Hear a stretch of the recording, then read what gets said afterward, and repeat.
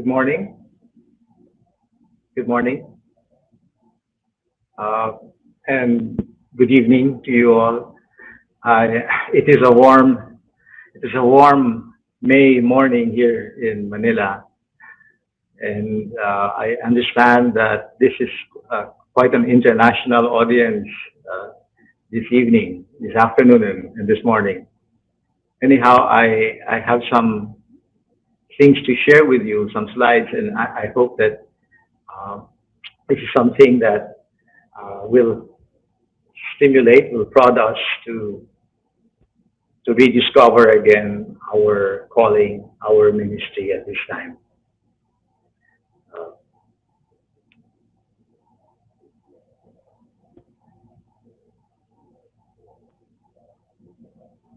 Let me just see if my slides are here. Okay, there.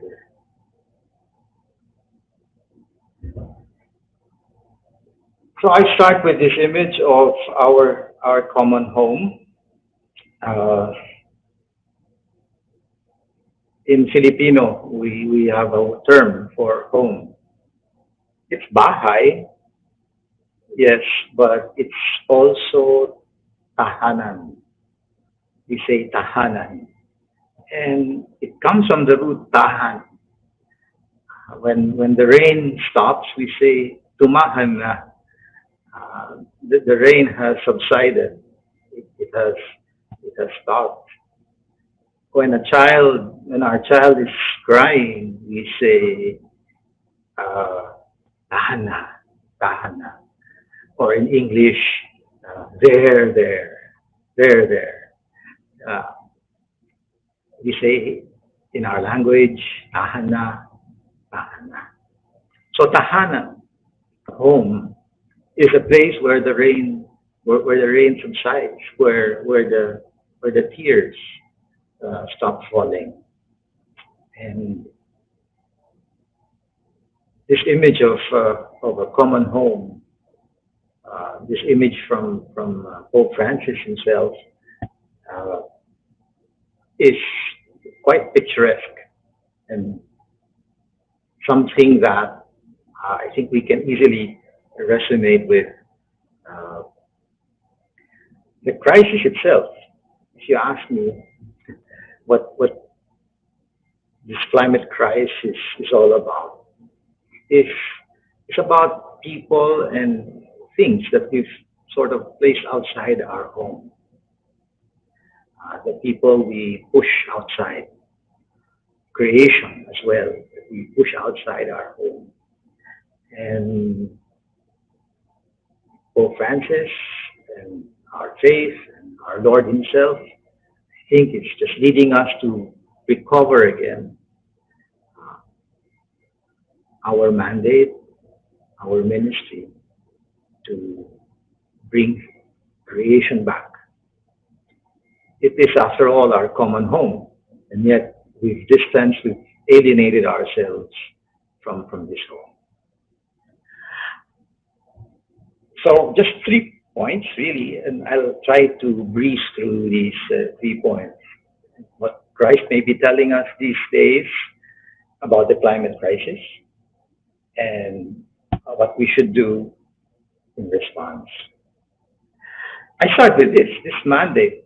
Remember the story in the gospel where the Lord is asked, the law has so many laws. Can you condense them? The lawyer asked of Jesus. Of course, the summary was simply this, that you shall love your God, the Lord your God, with all your heart, with all your all, essentially. And what does that mean? That means you shall love your neighbor too, as yourself. If we are to bring people closer to God, and that's our ministry, right? That's our mission. Our vocation is to bring people closer to God. That means bringing people closer to their neighbor, bringing us closer to our kapitbahay, our neighbor, and bringing us closer to ourselves as well, to care for ourselves. And so people sometimes ask, where is creation there? I mean, yeah, love neighbor, love self, love God. Where is love nature, love creation? Well, creation comes in quite subtly when you ask, who is my neighbor? Or where is my neighbor? If we reflect on the life of Christ, his life begins actually at the fringes, at the outskirts, in a manger or somewhere where they could not even find a home, uh, a place in the inn. Uh, and if you look at the end of his life, again, you find him outside Jerusalem, Calvary, and all throughout his life. Yes, he is there in the synagogue, he is there at the center, but you will also see him mingling, our Lord mingling with those who have been marginalized, those who have been pushed to the edges of society. Um, and you wonder why? Why does he do this? Why does he not remain in the center of power, where he can make a lot of change? And I think it is because of this whole ministry of reconciliation, to reconcile us to God again, to reconcile us with one another, and to reconcile us with creation. That's, in a way, that's his strategy, if, if you wish. And if you ask, where is my neighbor, you will realize that those who are in the social margins are essentially those who are in the ecological margins. The poor are not in prime real estate. They, even here in the Philippines, you will see that a lot of settlements along what we call esteros, or abandoned lots. No one wants to live under the overpass or along a creek uh, where it will just flood at some point and wash everything away. But they have no choice. And I believe that this crisis is prodding us to look again, to look for our neighbor, to ask, where is our neighbor? Who is in our home? And who is outside our home? If I may just go back to this whole thing about the climate crisis, as a trained scientist, and I have very fond memories of being there in Atlanta uh, back in the 90s, where I started studying this issue.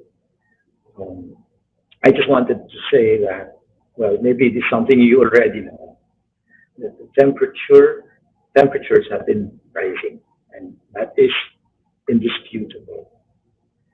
Human carbon, we are causing it, and that the risks, the dangers are not small. They are substantial. Um, the middle part, the human carbon part, was quite controversial in the 90s and the early 2000s. Um, they were saying, these swings, these upswings, they're just part of cycles. But only in recent years, because of enough temperature records, we are seeing the human footprint or the human signature in this temperature rise. The rise itself is, you say 2 degrees or about one. Right now, it's risen by about 1.2, and I think we are projected to rise by about at least 1.5. We want to stay at 1.5. We probably will reach 2 degrees. And you ask, 2 degrees, and in one day, the temperature swings 5 degrees. Right? Well, these are averages. and the average temperature does not really rise that much over decades and centuries. Um, Analogously, you can look at the human body, especially now during the pandemic. Um, they measure your temperature. It starts about like 7 degrees or so. When you get to 39, it's just 2 degrees, right? But 39, 2 degrees is fever, uh, and 40 degrees can be dangerous. So 2 degrees is a lot. The plots you see here are just various laboratories in the world agreeing that the temperatures have been rising. So, and these are independent observations. They have been rising. What's more is that in the last million years, 800,000 years, um, temp, the carbon concentrations, the carbon levels in the atmosphere have only swung from 200 to 280. Now, when it's 200, you have an ice age. When it's around 280, you have what is called an interglacial period. But this happens over thousands of years. The last ice age is about 20,000 years ago.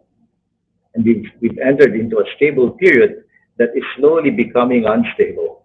Why? Because look at the stimulus that uh, we sort of introduced.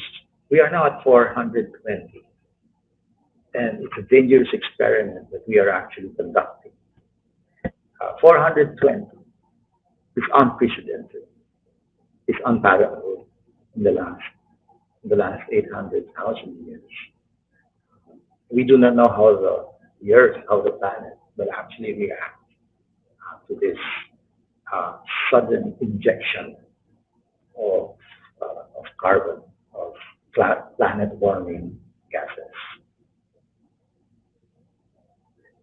Schematically, if I may just summarize, it's because we've been growing that we've been spewing, throwing a lot of carbon into the atmosphere, going upward.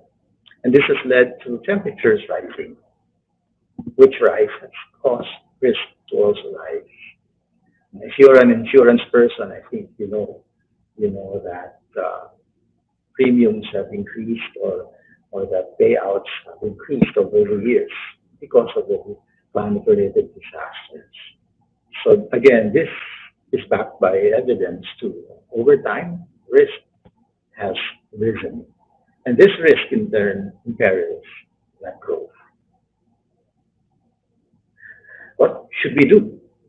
Well, I think there are two technical things that you've heard perhaps. It's called mitigation and adaptation, and I shall explain. And how should we do mitigation and adaptation? And if I may present some points for collective action and personal conversion. I put these two together because I don't think we can just do these things by changing our lifestyle.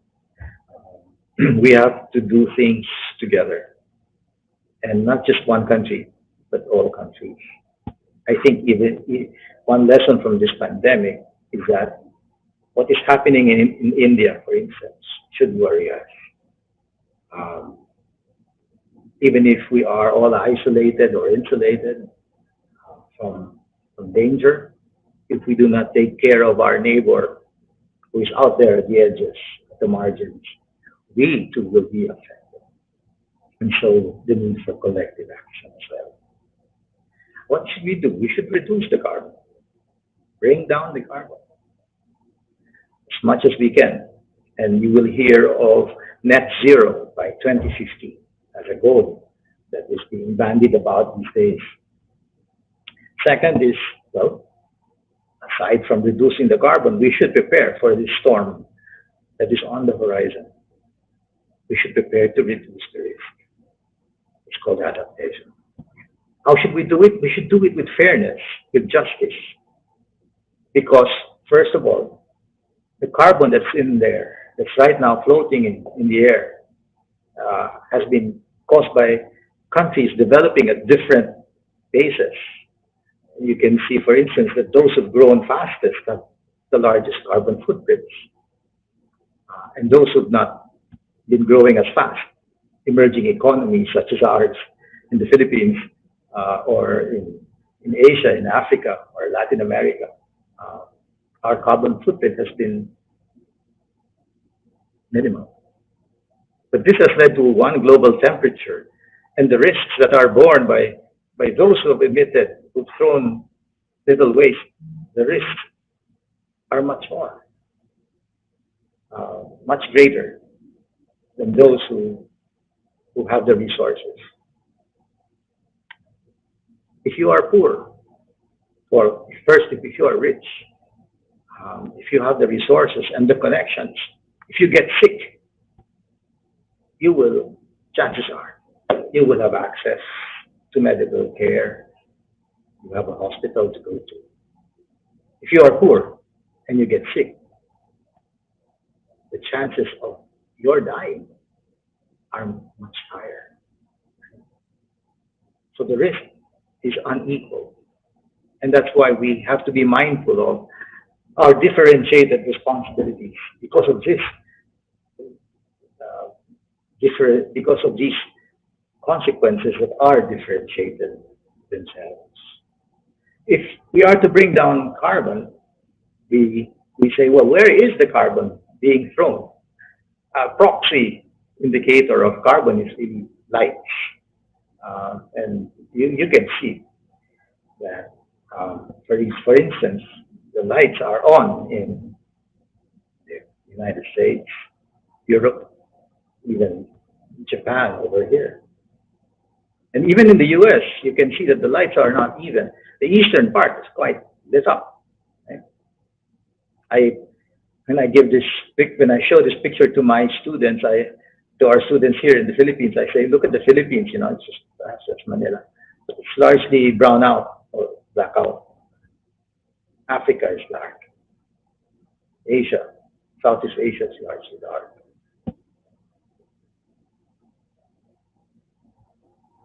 And if you look at the emissions, the, the allocation, the distribution of emissions, you can see that, again, carbon is another proxy indicator of development, of progress. You see the footprints, China here is growing fast, India, US, EU, etc.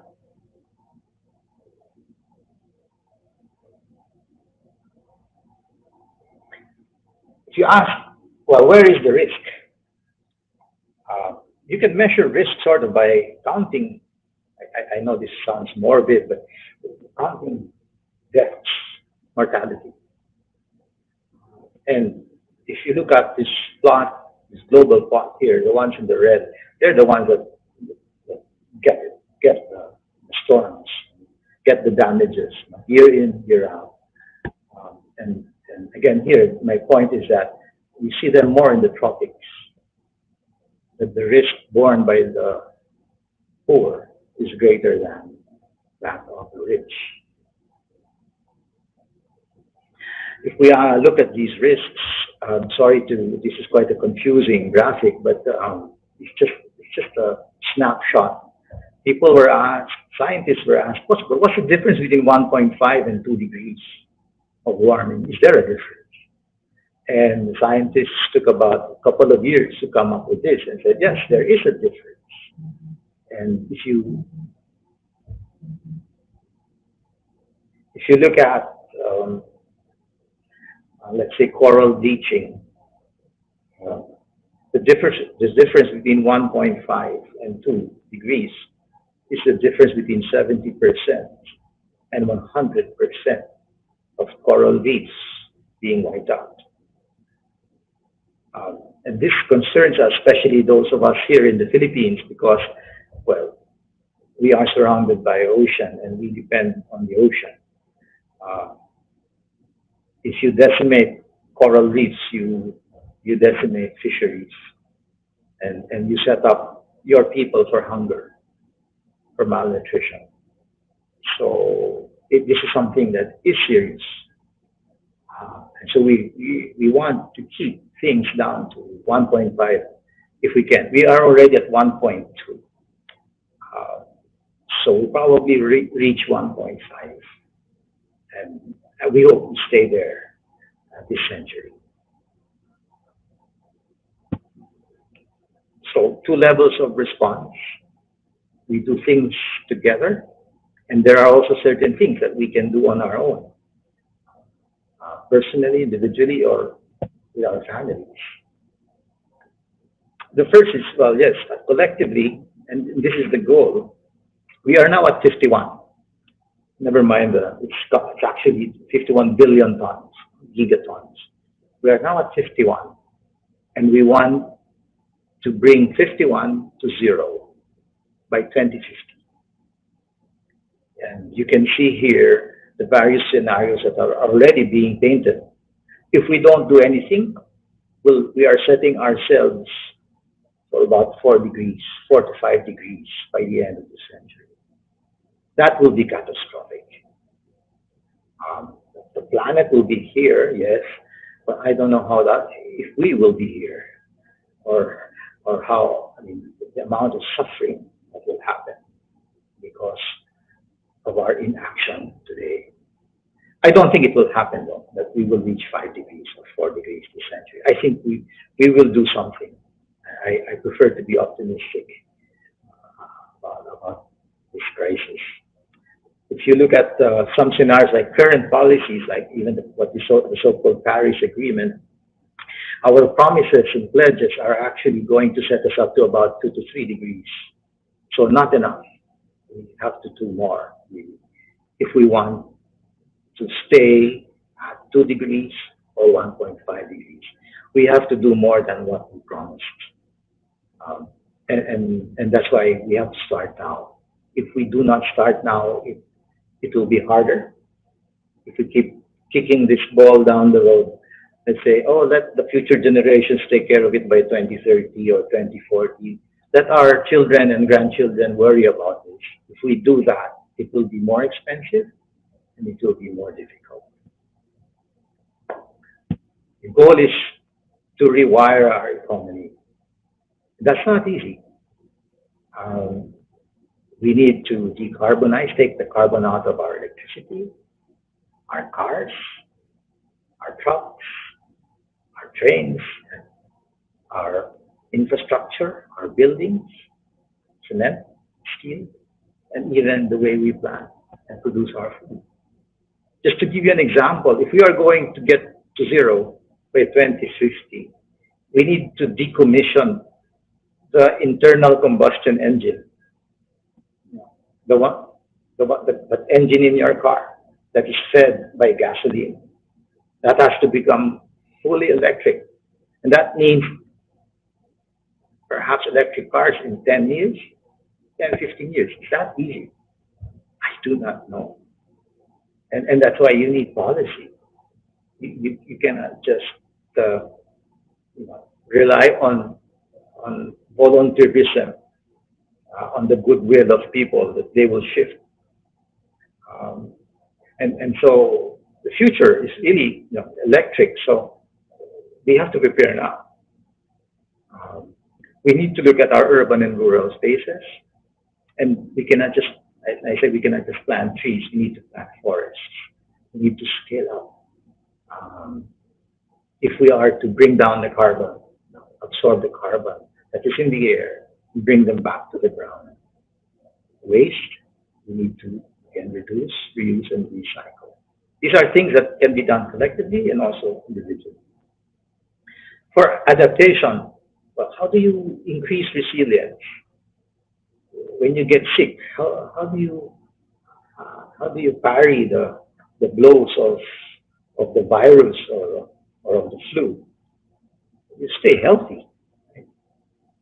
You strengthen your resources, your connections, and that means looking at your education, your livelihood, your housing. You need to protect food, water, clean energy supplies. I once met a German engineer in Cagayan de Oro, and he said, "We Germans, we take for granted electricity.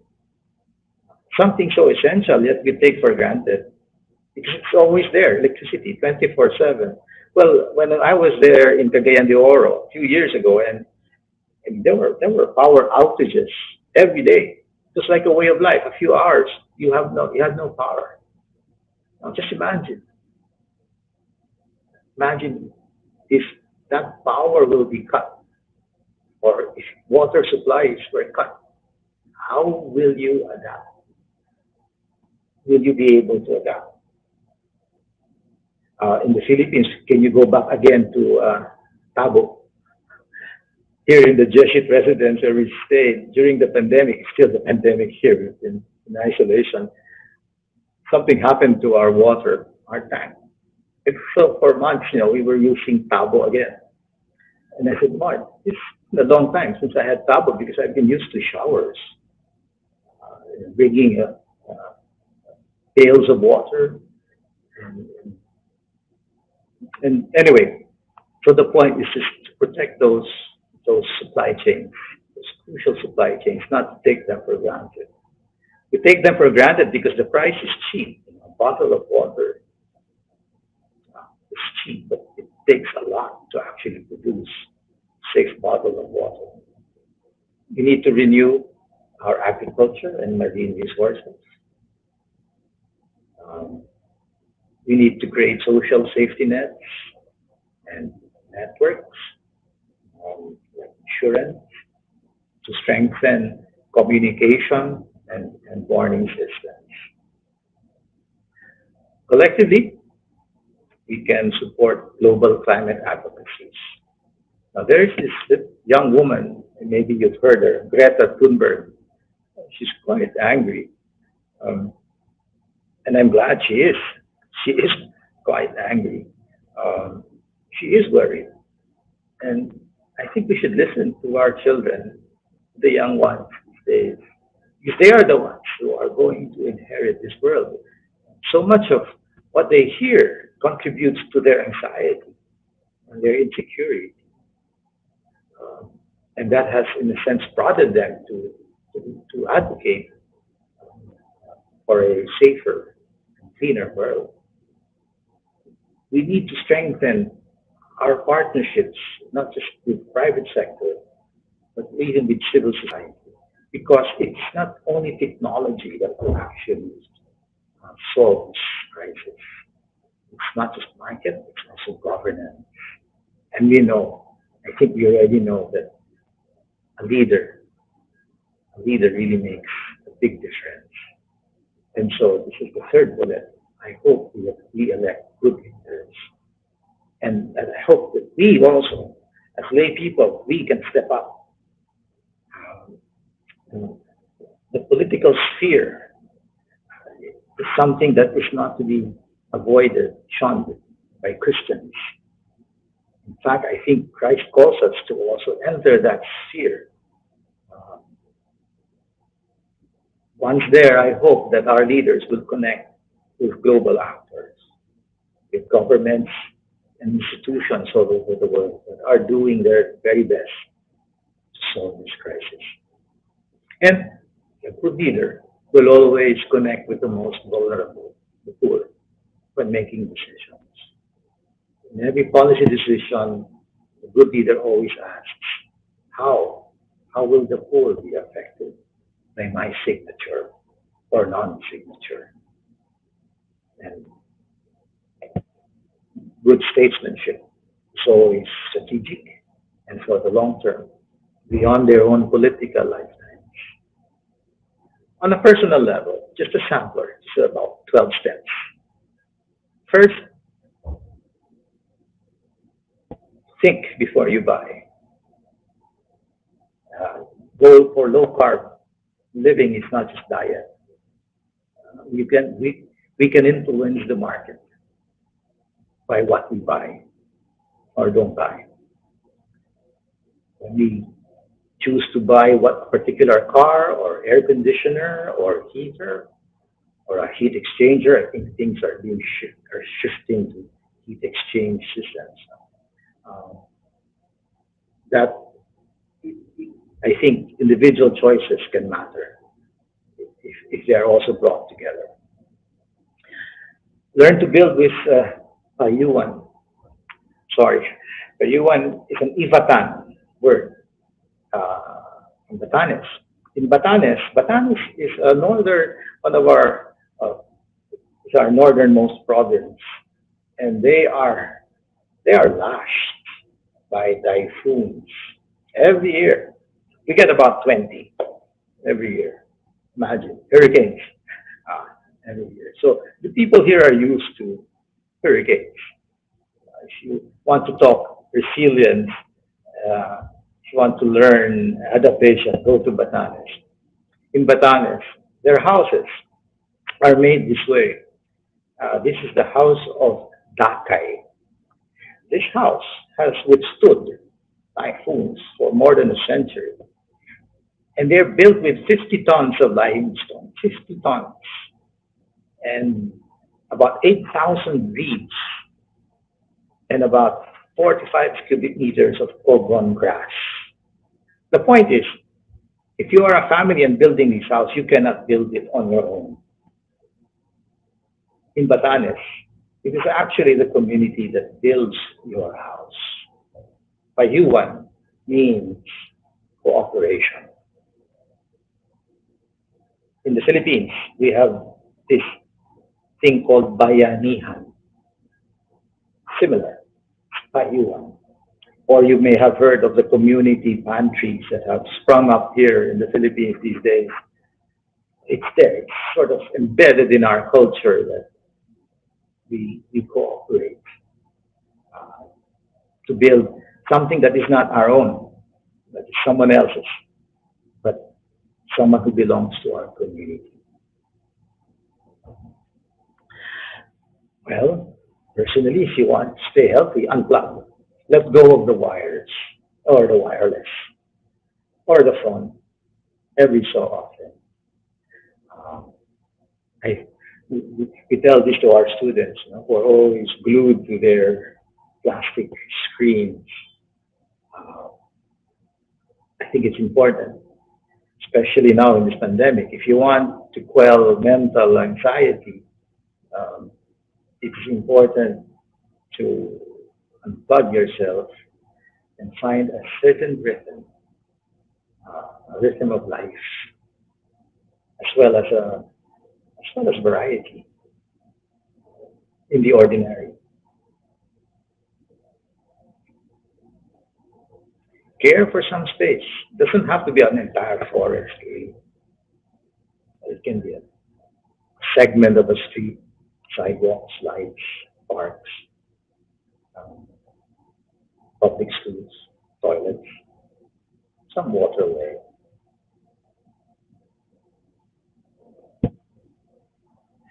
Get to know a poor person.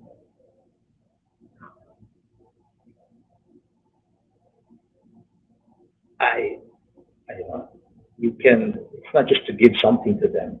Actually, the poor have a lot to give to us. You want to learn adaptation, you want to learn resilience, um, they can teach you. And by getting to know, don't just get to know their names, just get to know their lives.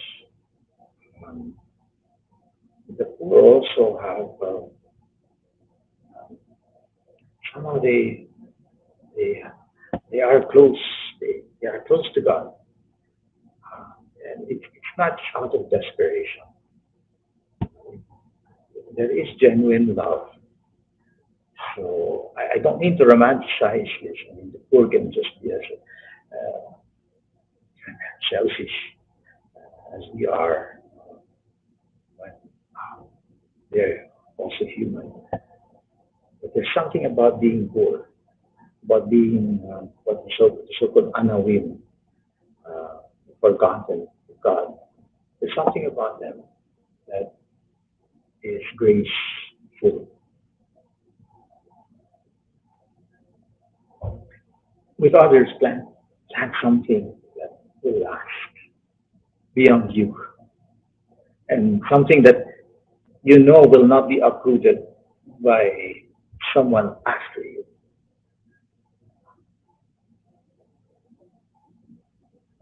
teach persons, teach someone or a culture, your culture, to care for the common good. This picture came from the Philippine Daily Wire, one of our newspapers here, and I like this picture because I asked myself, how does that happen? How does that happen? How does this child, this girl know that when to bring this flag out? And it's flooding. When it's flooding, you can bring all sorts of things with you. But she brings this flag. How does that happen?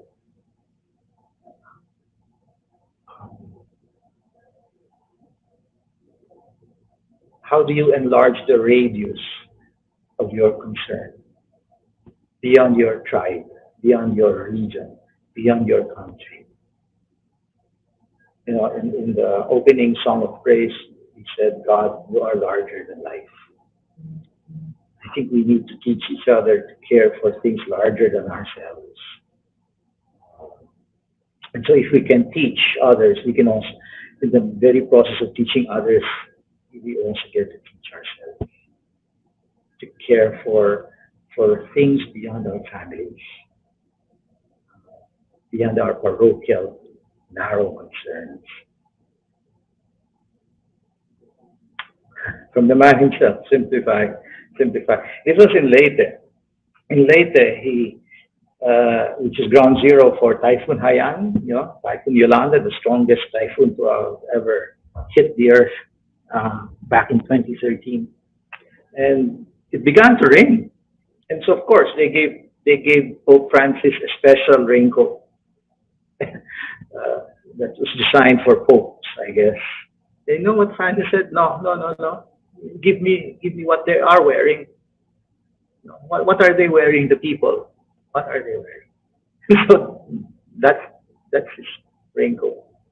And he said mass in the rain. Simplify, simplify, simplify. I think one root of this crisis is that we have not been simple. It's complicated our lives. We've not been satisfied. We're never satisfied. We have a saying in our country. We say, ang di mo kailangan, wag mong bilhin. Ang hindi mo mabibili, wag mong kailanganin. What you don't need, don't buy. What you cannot buy, do not need. I think we need to recover again what makes for true joy, simple joy. And it takes so little to make poor people happy. And I think the wealthier we become, the more difficult it is to make us happy. So simplify, simplify, simplify. Repair something broken. The Japanese have this art called kintsugi. What they do is when a precious piece of ceramic gets broken, they just throw it away and say it's useless. They actually try to bring it together again and even paint gold or platinum or some precious metal over the cracks. And it's really based on a philosophy of life that values the entire history of an object, including its depths and imperfections. I think we have much to learn also from the Japanese, especially on this art of kintsugi. Instead of buying something to replace something that is broken, perhaps you can repair it. Try fasting and feeding the hungry. And sometimes I tell our students, if you cannot fast, try gluttony, try gorging, and feel the empty, and see how empty you are after, even after you've gorged the food. Well, try fasting. try eating half of what you usually eat. Not every day, perhaps Fridays, whatever. And then feed the hungry.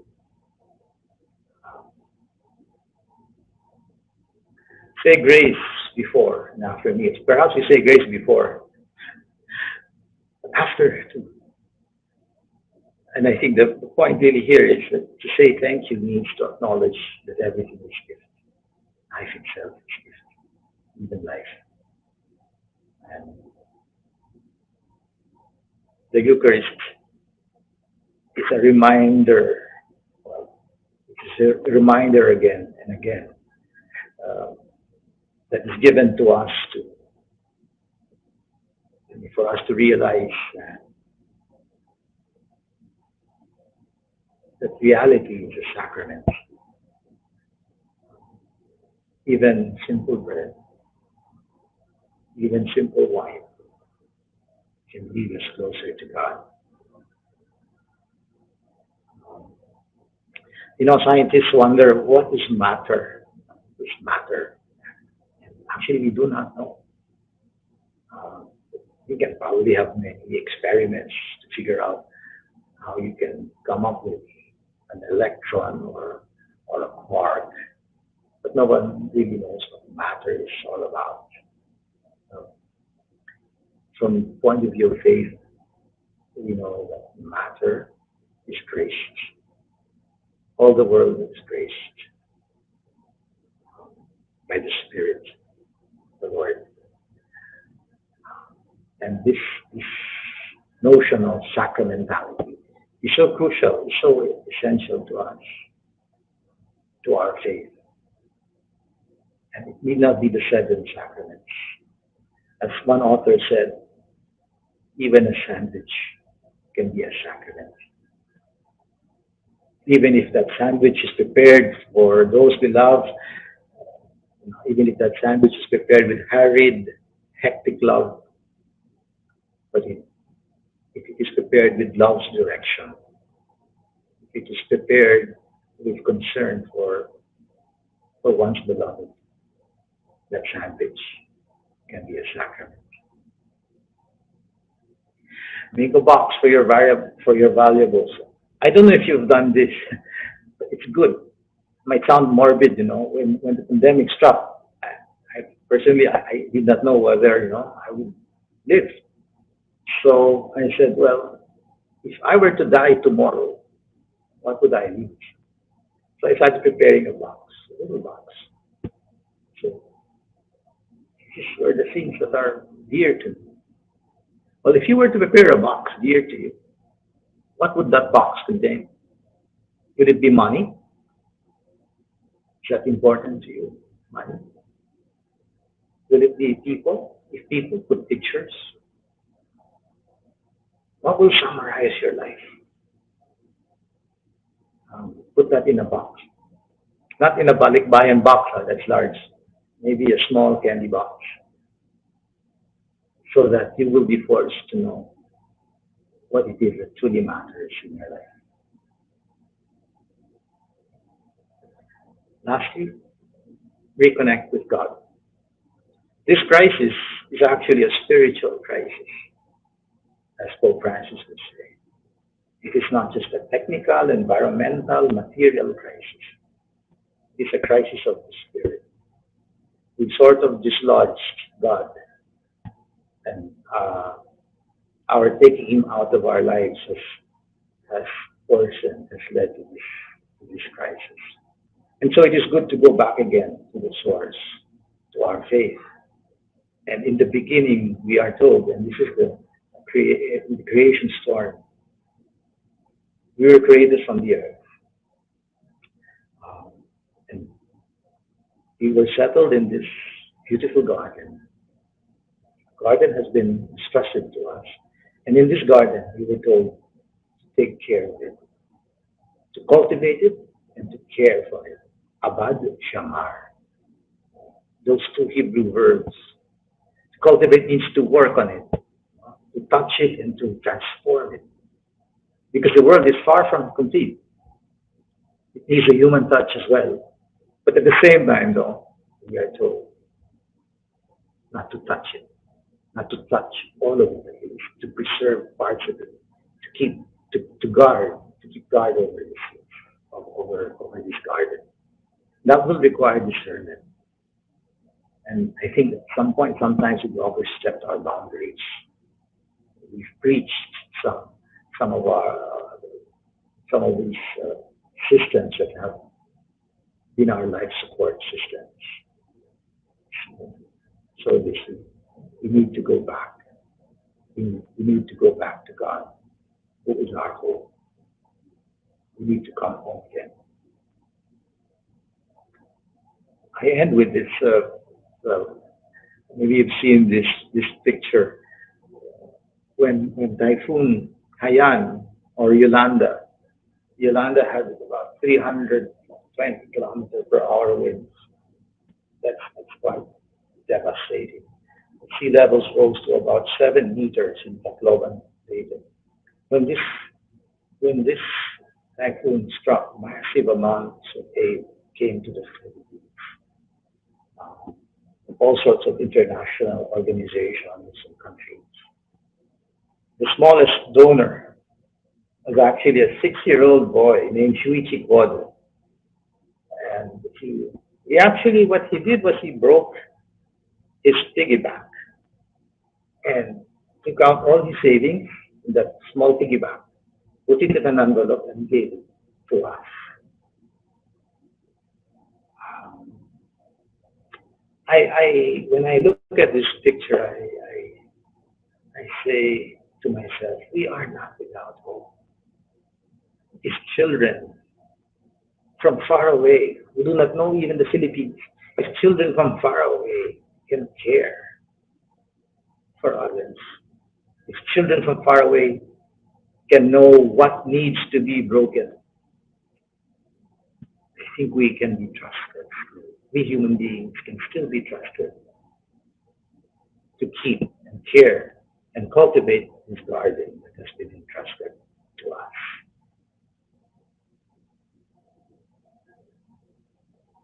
I believe now more than ever, this time, Christ bids us and empowers us to leave something better for our children. We are never without hope, and there is still time. There is still time to leave something better for our children. Thank you.